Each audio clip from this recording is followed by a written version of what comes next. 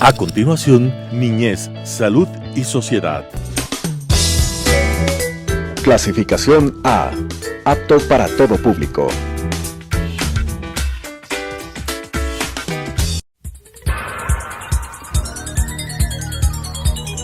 Las opiniones vertidas en este espacio por la producción y dirección del programa son de exclusiva responsabilidad de sus autores y de quienes intervienen en ellos. Telesucesos Canal 29 UHF presenta Niñez, Salud y Sociedad, un programa que trata sobre los cuidados iniciales, el crecimiento y el desarrollo de los niños. El buen vivir de la infancia es el futuro de la patria. Con la conducción del doctor Gabriel Ordóñez. Niñez, Salud y Sociedad. En un programa anterior empezamos el abordaje del problema del autismo, que vamos a continuar en esta ocasión contando con la intervención del doctor Fernando Bozano Rivadeneira. Ahora vamos a enfocar cómo podemos entender y tratar el problema del autismo. Y quiero empezarle preguntando al doctor, ¿es diferente el cerebro de un niño que tiene autismo de uno que no tiene el problema? Hay diferencias, y las diferencias de ahora han sido palpables por la cantidad de exámenes que uno puede realizar. Es decir, hay resonancia magnética funcional, resonancias que pueden medir pequeñas diferencias, y entonces es interesante saber que es distinto el cerebro. Por ejemplo, tiene menor desarrollado el cerebelo, que es el sector que coordina y que puede llevar adelante todos los procesos motores y algunos mentales también. Es decir, el que le da fluidez y el que hace que la cuestión no sea muy rígida, y tienen mayor volumen en el hipocampo, que tiene que ver con memoria, pero también con emociones. O sea, es interesante, alguien que no demuestra muchas emociones tiene más desarrollado ese centro. Y cosas paradójicas, es decir, en el cerebro de los autistas hay más sustancia gris, que significa neuronas. Es decir, lo que todos quisiéramos tener, más neuronas para ser más inteligentes, y tienen menos sustancia blanca, que son las conexiones. O sea que el problema es de conexiones. Igual tienen un poco de disminución de cuerpo calloso, que es el que interconecta los dos hemisferios. Y esas son las principales diferencias que hasta ahora se han encontrado en el cerebro. Esto que usted comenta me da pie a comentar algo que ocurre en la etapa de recién nacido, toda vez que muchos embarazos están terminando antes de que lleguen al término de la gestación. Y recuerdo que los niños en el vientre materno desarrollan buena cantidad de su sustancia blanca cerebral en las últimas semanas de su gestación, y ahí se controlan muchos efectos y funciones del cerebro, de modo que una recomendación que hemos hecho y que veníamos haciendo es que el embarazo no termine antes de las 37 semanas, y si es posible tratar de sostenerlo hasta las 39 semanas, que es una época propicia para el nacimiento. No sé si usted tiene alguna información sobre este tema, pero ¿cómo podríamos, aparte de que me comente este asunto que yo acabo de decir, cómo se podría alcanzar un alto nivel de contacto social en estos niños con autismo?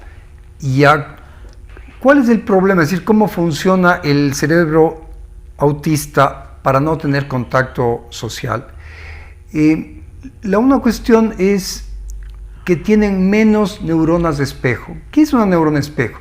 Es una neurona que se prende, o sea, que funciona. Por ejemplo, cuando yo como, se prenden algunas neuronas.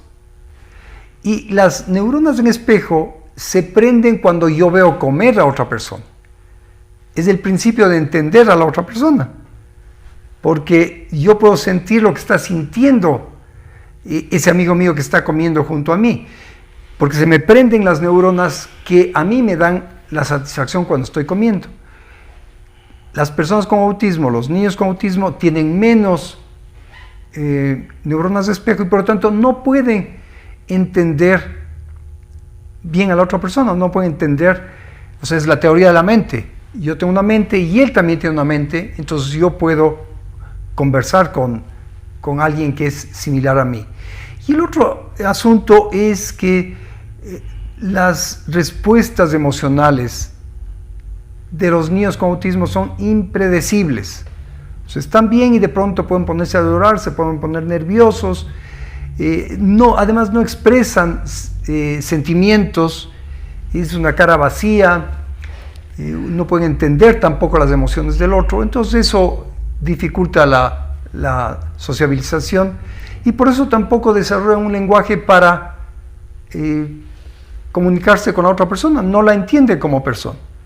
Es casi como tener una planta delante, entonces si se mueve nos puede llamar la atención, si tiene un color de esos me puede llamar la atención, pero yo me aburro y ya sigo en mis cosas porque esa persona no me ha comunicado nada. Ese es el principal problema de la comunicación de un niño autista. Entiendo que las complejidades del funcionamiento cerebral cada vez se entienden mejor, cada vez se conoce en profundidad lo que hace cada uno de los sectores del cerebro. Y esto quizá nos permitirá preguntarle al doctor Bozano por qué el niño es tan fijo y tan repetitivo. ¿Qué hay en el fondo de ese cerebro y de ese comportamiento? Sí, a ver, ¿cuál es la base de esto?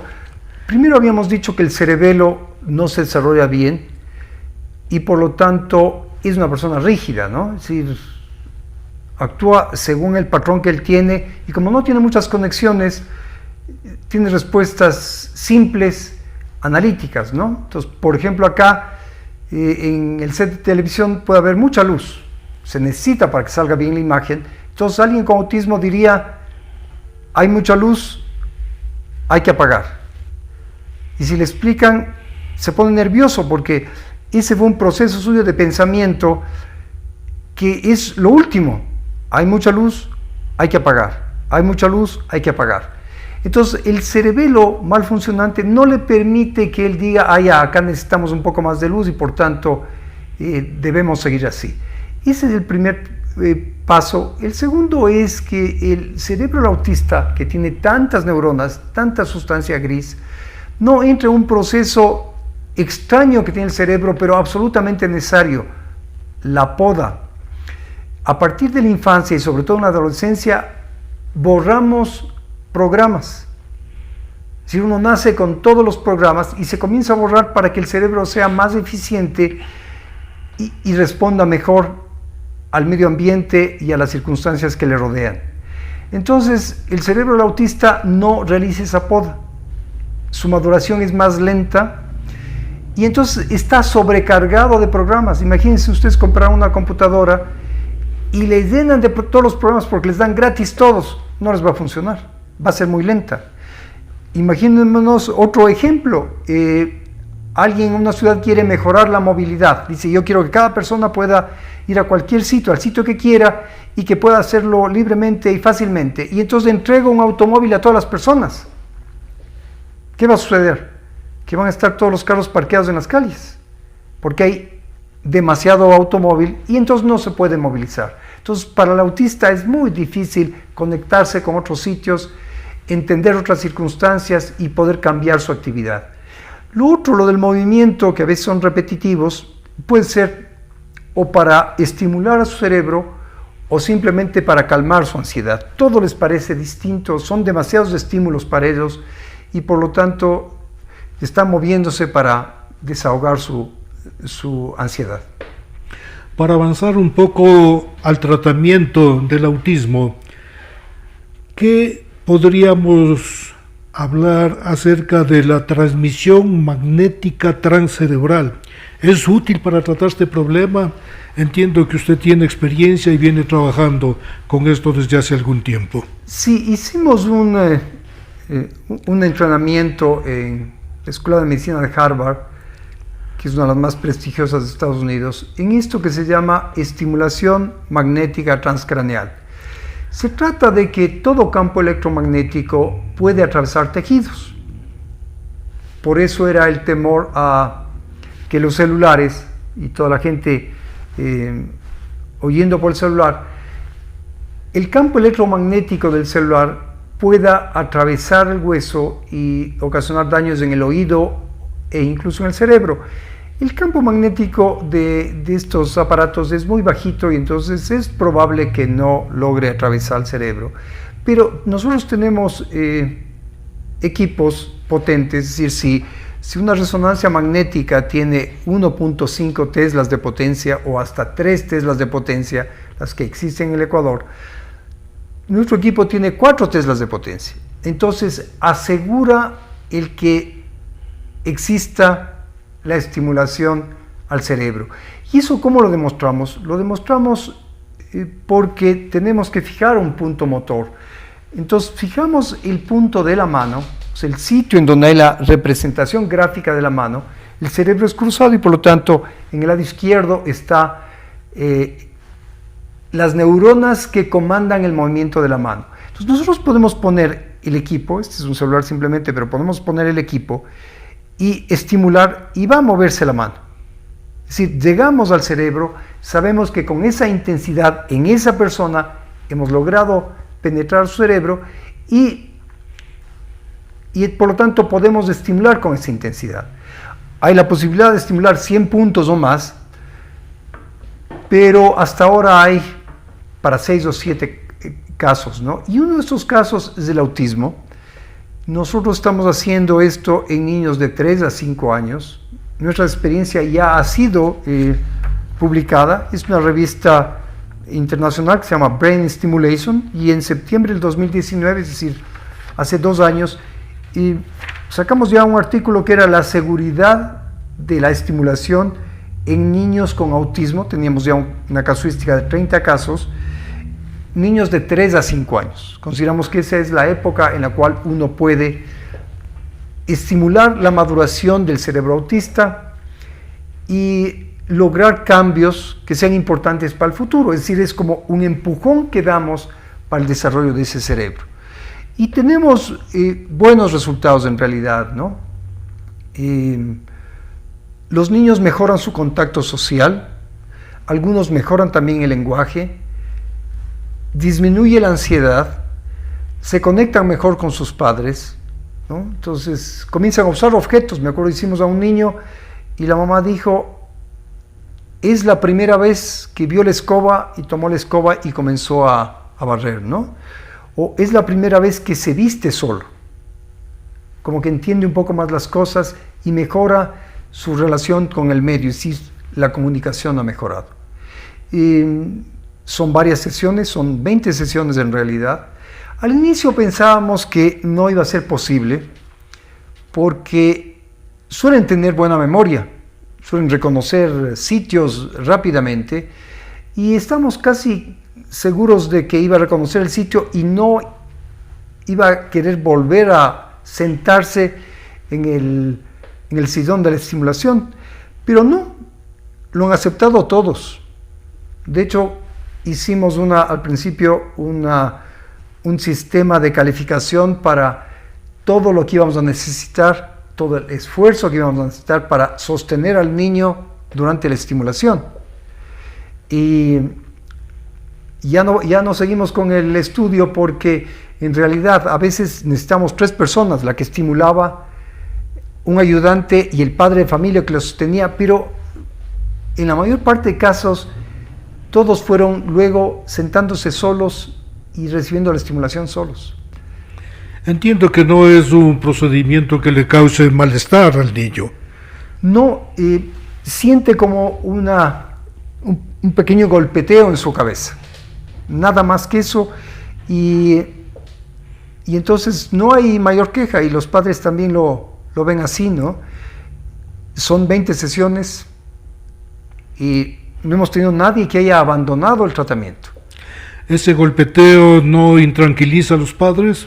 No, porque también a ellos les hacemos al principio para que vean que vean la respuesta, porque muchas veces no logramos encontrar la respuesta en el niño porque se está moviendo mucho. Entonces hacemos algún familiar, el papá o la mamá, entonces ve cómo es la respuesta, sabe que penetra al cerebro y siente lo que va a sentir su niño. Este relato que usted acaba de hacer me permite a mí concluir de que sirve para el tratamiento del autismo. Sí, ayuda mucho. Y de nuestros primeros pacientes, tenía 3 años en realidad, vivía en Tungurahua, una población de Tungurahua, y las primeras veces venía en un carro particular con 4 personas, sosteniéndole y entreteniéndole en el viaje del automóvil. La última vez vino la mamá en bus. O sea, ya había mejorado en esas sesiones.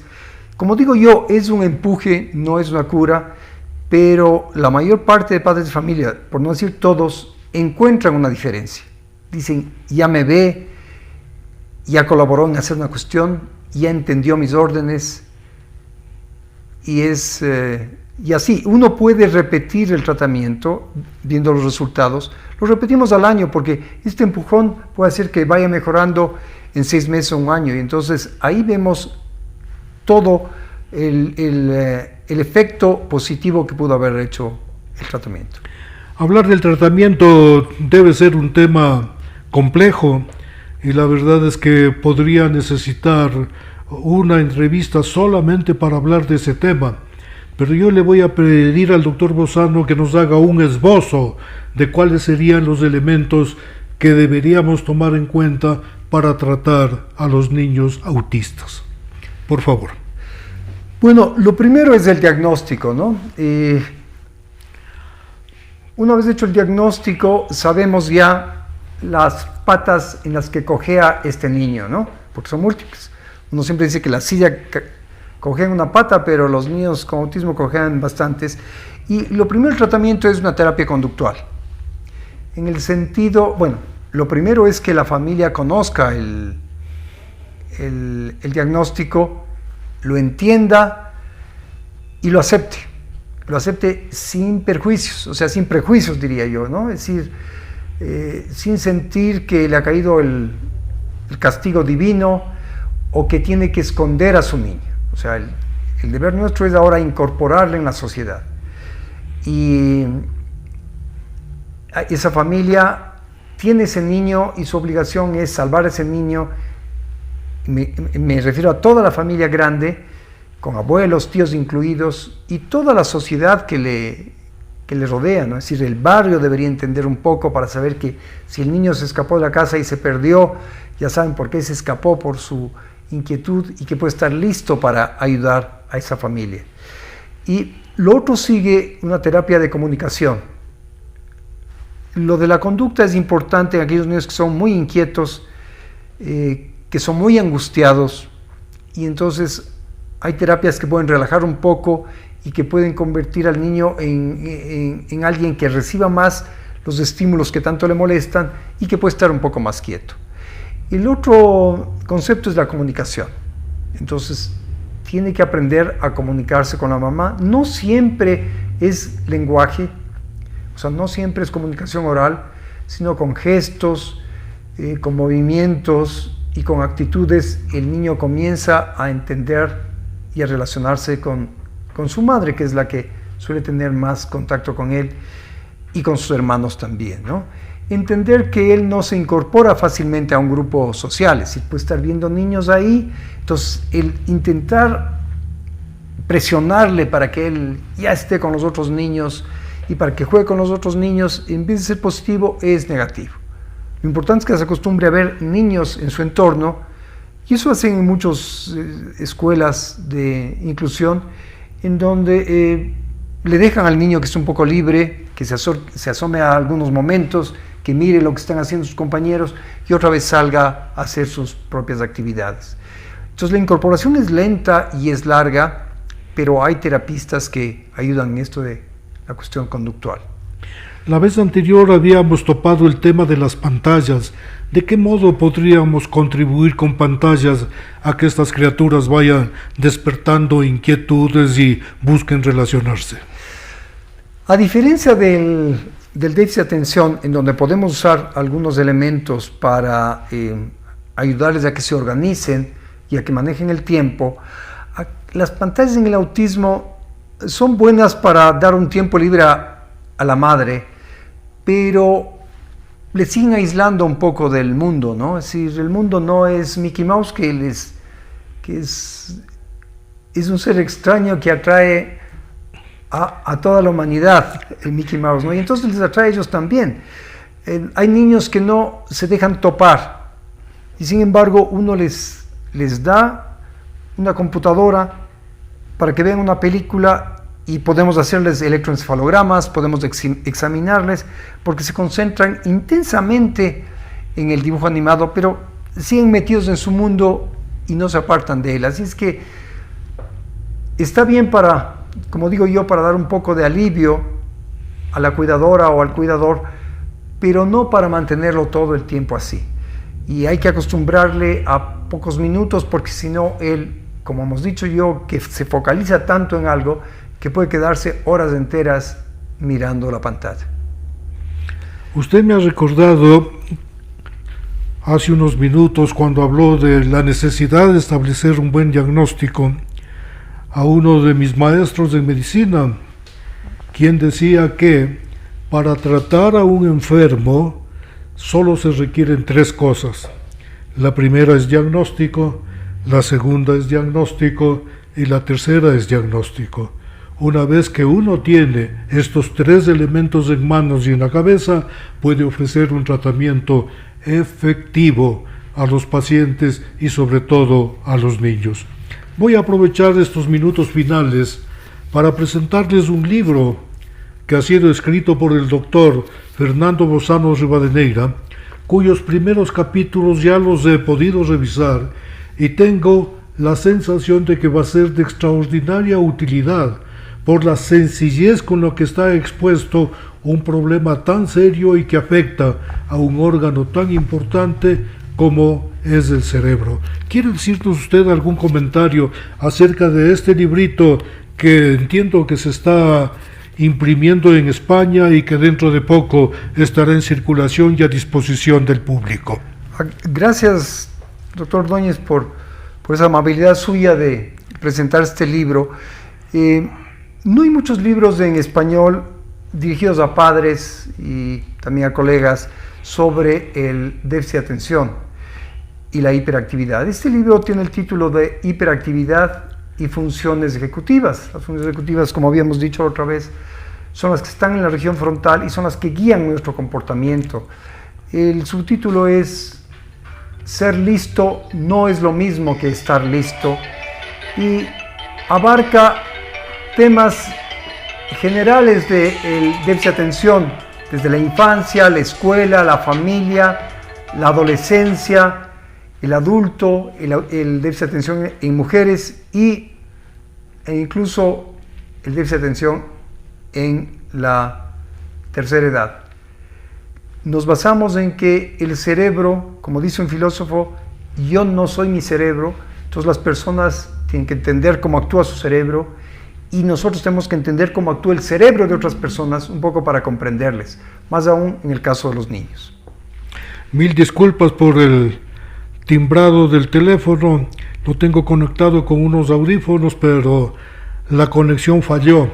En todo caso, estaremos listos para vernos la próxima semana y tratar algún tema de estos de interés para ustedes. Hasta la próxima.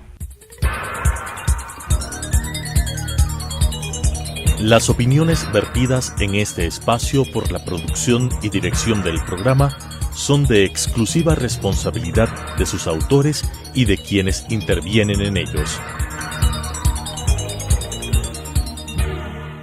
Telesucesos Canal 29 UHF presentó Niñez, Salud y Sociedad, un programa que trata sobre los cuidados iniciales, el crecimiento y el desarrollo de los niños. El buen vivir de la infancia es el futuro de la patria. Con la conducción del doctor Gabriel Ordóñez. Niñez, Salud y Sociedad.